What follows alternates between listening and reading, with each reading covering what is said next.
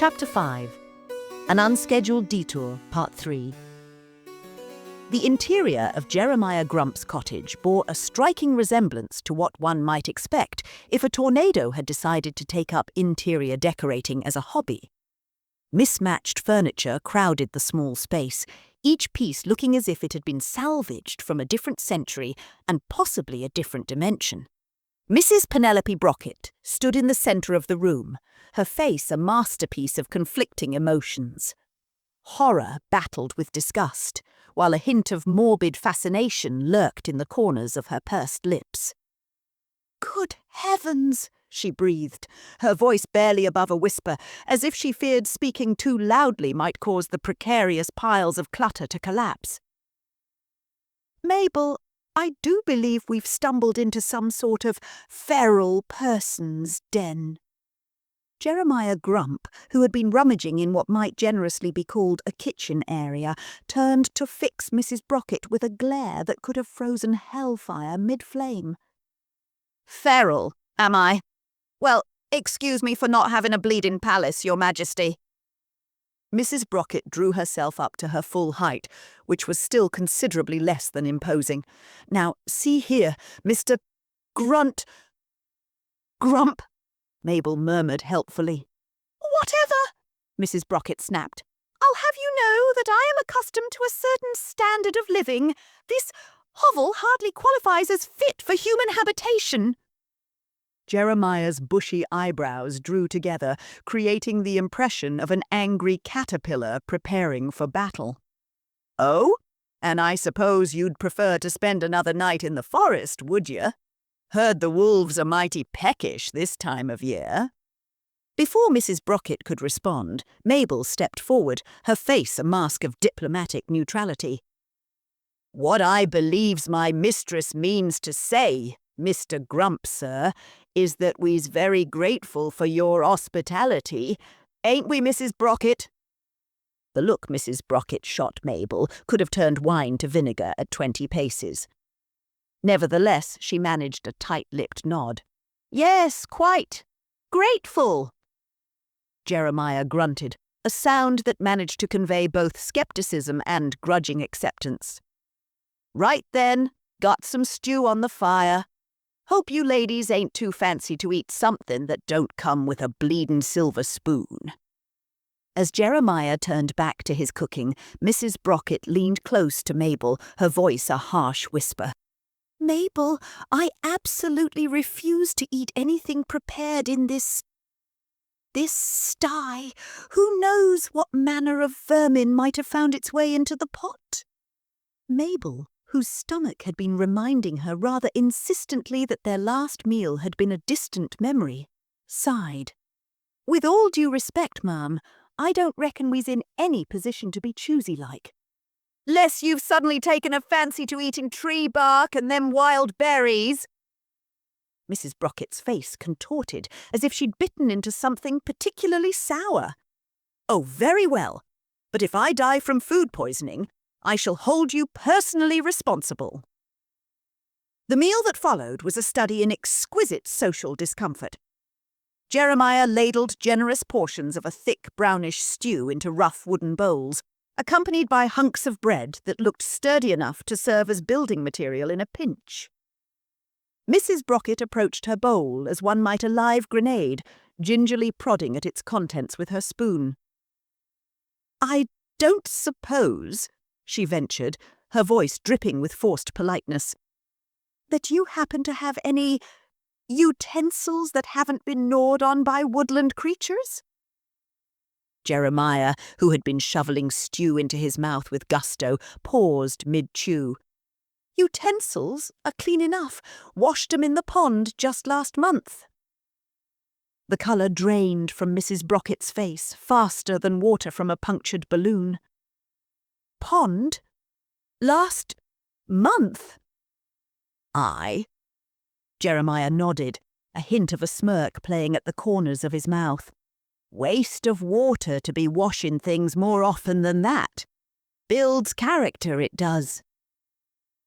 Mabel, who had been quietly enjoying her meal with the enthusiasm of one who had recently contemplated the culinary merits of tree bark, struggled to keep a straight face. "The stew is right tasty, Mr. Grump. Mind telling us what's in it?" Jeremiah's eyes twinkled with mischief. "Oh, bit of this, bit of that. Whatever I can trap in the forest, really. Today's special ingredient is... well, let's just say it had a lovely bushy tail this morning." The spoon fell from Mrs. Brocket's hand with a clatter. "Bushy tail?" she repeated faintly. "Aye," Jeremiah nodded solemnly. "Makes for right tasty eatin'. Them squirrels do." What followed was a silence so profound that one could almost hear Mrs. Brocket's sensibilities shattering like fine china dropped from a great height. As the evening wore on, the atmosphere in the cottage grew thick with unspoken hostility and thinly veiled insults. Mrs. Brocket, having recovered somewhat from the shock of her culinary adventure, took it upon herself to educate Jeremiah on the finer points of proper living. "Really, Mr. Grump," she sniffed, gesturing around the cluttered room with a hand that trembled only slightly. "A bit of tidying wouldn't go amiss.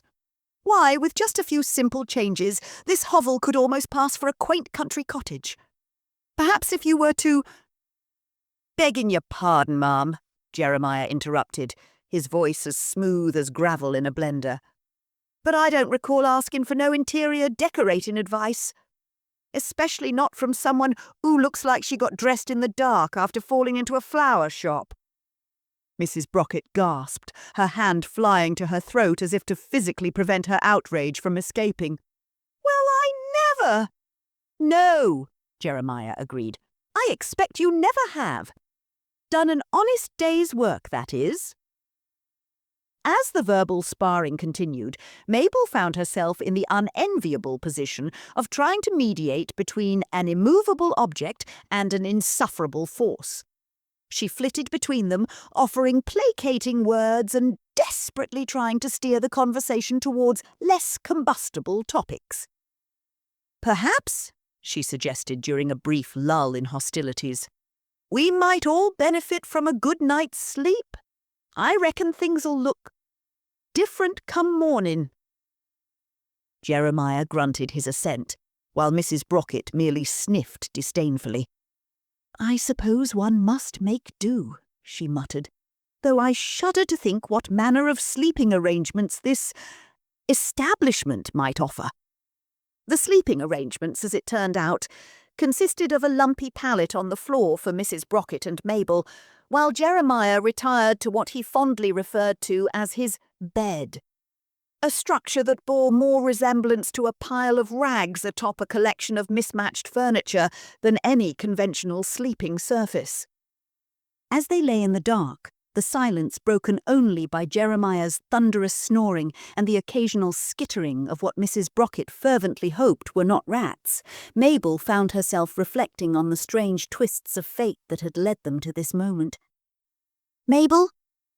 Mrs. Brocket's voice cut through the darkness, tight with barely contained hysteria. "When we return to civilization, remind me to have the entire house fumigated. I fear I shall never feel clean again." Mabel, who had been on the verge of drifting off into blissful unconsciousness, sighed. "Yes, ma'am," she murmured, "though perhaps we ought to worry more about getting back home first." Mrs. Brocket's only response was a soft whimper, followed by the rustle of fabric as she curled into a tight ball as if trying to minimize her contact with their surroundings. As Mabel finally succumbed to exhaustion, her last coherent thought was a fervent hope that Mr. Brocket would find them soon. Not out of any great concern for their welfare, mind you, but simply because she wasn't entirely certain she could prevent either Mrs. Brocket or Jeremiah Grump from committing murder if they were forced to endure each other's company for much longer. The cottage settled into an uneasy quiet, broken only by the soft chorus of night creatures and the occasional muffled sob from Mrs. Brocket's direction. It was, Mabel reflected in her last moments of consciousness. Going to be a very long 3 days indeed. The dawn of the 4th day broke over Jeremiah Grump's cottage with all the subtlety of a cannon blast, courtesy of a rooster that seemed to have a personal vendetta against silence. Mrs. Penelope Brocket jerked awake with a shriek. "Good heavens!" she exclaimed, her hair a wild tangle that bore a striking resemblance to a bird's nest after a particularly vigorous storm. "What manner of infernal creature makes such an ungodly racket?"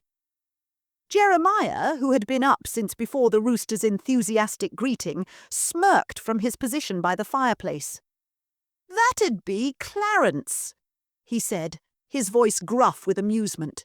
"Reckon he's a mite louder than them fancy clockwork contraptions you're used to, eh?" Mrs. Brocket's reply was cut short by the sound of approaching hoofbeats. Mabel, who had been attempting to make herself as small and unobtrusive as possible, a survival tactic honed by years in the Brocket household, perked up at the noise. "Do you hear that?" she asked, hope colouring her voice for the first time in days. "It sounds like—" The door burst open with a bang, revealing Mr. Henry Brocket, astride a horse that looked as if it had seen better days, possibly in the previous century.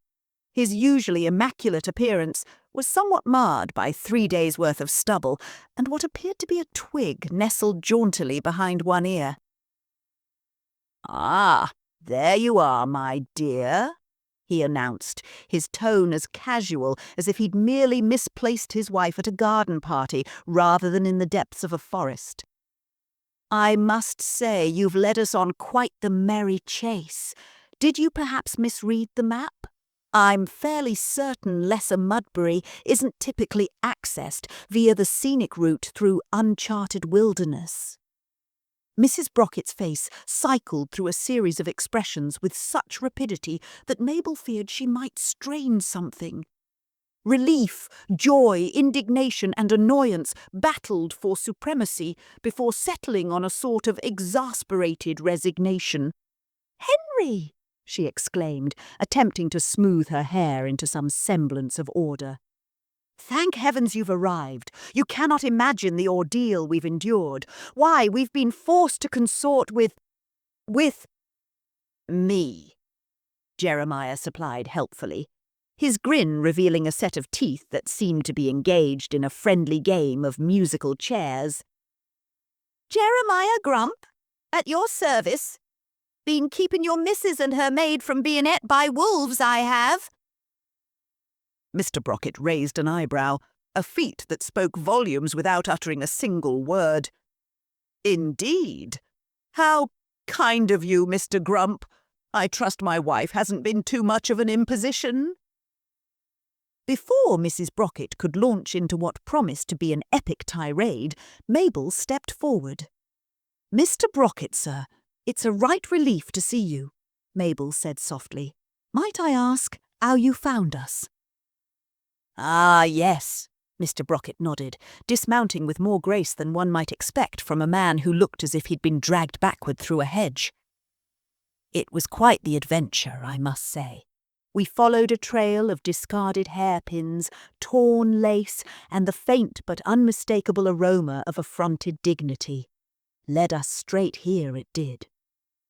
Mrs. Brocket's stare hardened to ice. "I'm sure I don't know what you mean, Henry. Now, if you've quite finished with your little jests, I should very much like to leave this rustic establishment and return to civilization." "Of course, my dear," Mr. Brocket agreed amiably.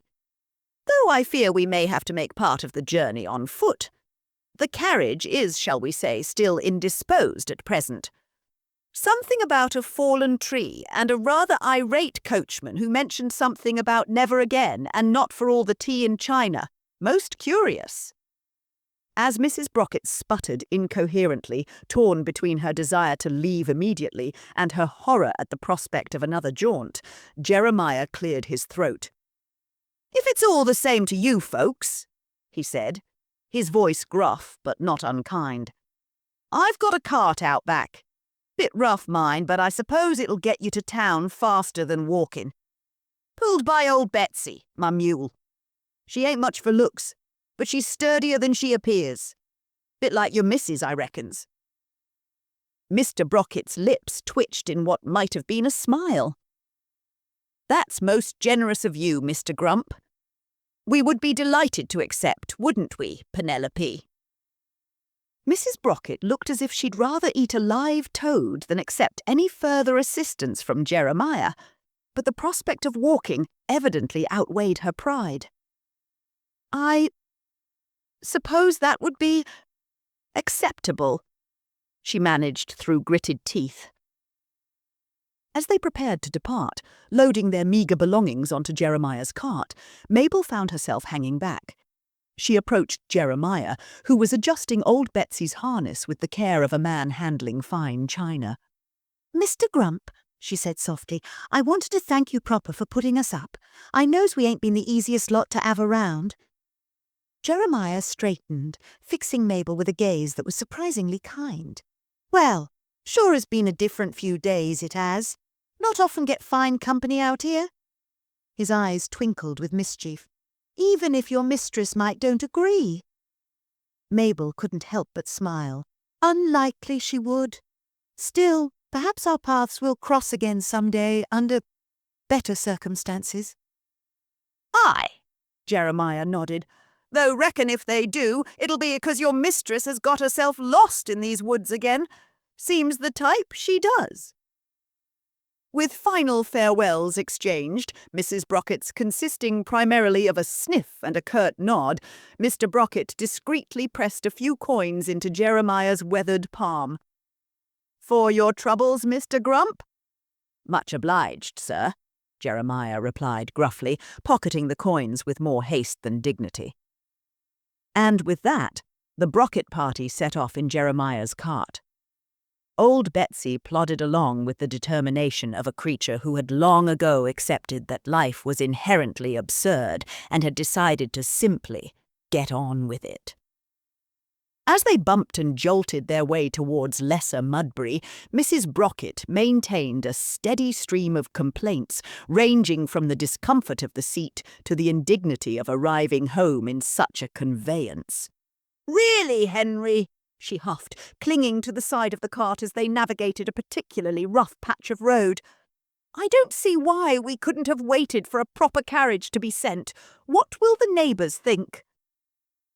Mr. Brocket, who had been listening to his wife's lamentations with the patient air of a man who had long ago perfected the art of selective hearing, merely smiled. "I imagine, my dear, that they will think you've had quite the adventure. After all, it's not every day that the esteemed Mrs. Penelope Brocket returns home in a farmer's cart, looking as if she's been locked in combat with a bramble patch and lost spectacularly." Mrs. Brocket's gasp of outrage was drowned out by a particularly loud creak from the cart's wheels. Mabel, seated at the back of the cart with their belongings, found herself fighting back a smile. Despite the discomfort, the indignity, and the lingering aroma of what she strongly suspected was old Betsy's less-than-fragrant presence, she couldn't help but feel a sense of relief. As the familiar outlines of Lesser Mudbury came into view, Mrs. Brocket straightened her spine, attempting to summon what remained of her dignity. "Well," she announced to no one in particular, "I suppose we must make the best of this situation. Mabel, when we arrive, you will draw me a bath immediately. I intend to soak until I've forgotten every moment of this ghastly ordeal." Mabel, who had been entertaining visions of her own much-needed bath, merely nodded. "Yes, ma'am. Will there be anything else?" Mrs. Brocket's eyes took on a familiar, slightly manic gleam. "Yes, indeed. Once I've restored myself to a presentable state, we shall begin preparations immediately. I think a small gathering, no more than 50 of our closest acquaintances, to celebrate our safe return. After all, we mustn't let this little inconvenience disrupt our social calendar. Why, just think of the stories we'll have to share." As Mrs. Brocket launched into an elaborate plan for what promised to be the most overwrought intimate gathering in the history of Lesser Mudbury, Mabel exchanged a glance with Mr. Brocket. His slight shrug and resigned smile spoke volumes. The cart rattled on towards the Brocket estate, bearing its cargo of frayed nerves, ruffled dignity, and one supremely unimpressed mule. And as Lesser Mudbury prepared to welcome home its prodigal social butterfly, one thing became abundantly clear. Mrs. Penelope Brocket might have been briefly inconvenienced, but she remained, as ever, entirely unhumbled by the ordeal.